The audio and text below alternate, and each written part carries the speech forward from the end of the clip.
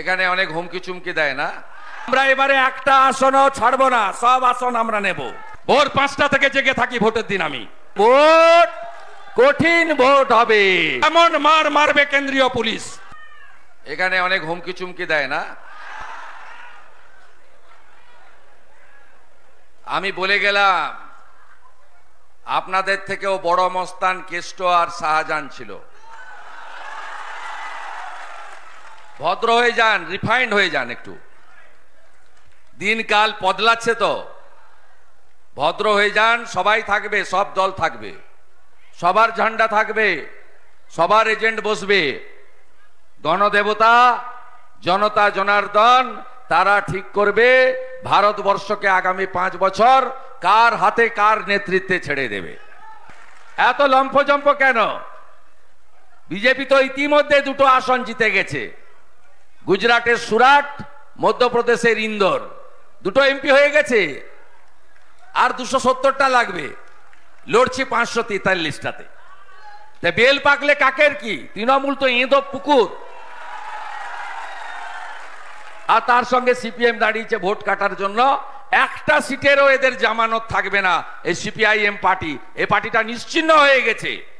পান্ডুয়াতে মিছিল করব এবং বাগনানে গিয়ে শেষ করব।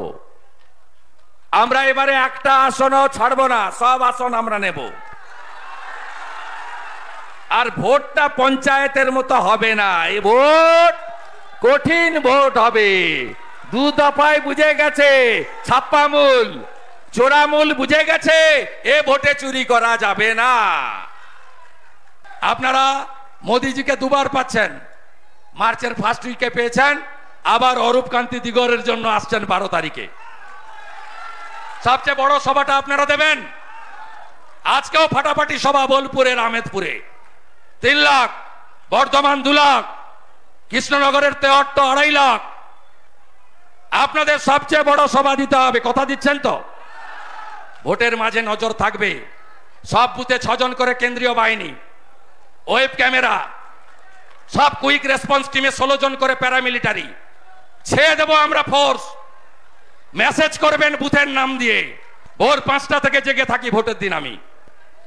আটকালে এই বুথ নম্বর দিয়ে হোয়াটসঅ্যাপে পাঠাবেন। এমন মার মারবে কেন্দ্রীয় পুলিশ, একটা গুন্ডাও রাস্তায় থাকবে না। চলুন, অমিত শাহ তো আসছে 5 তারিখ রাতে পৌঁছাবেন দুর্গাপুরে। 6 তারিখে ওনার সভা আছে, 10 তারিখে সবাই আসছে। বাংলা এবারে আমাদের সবাই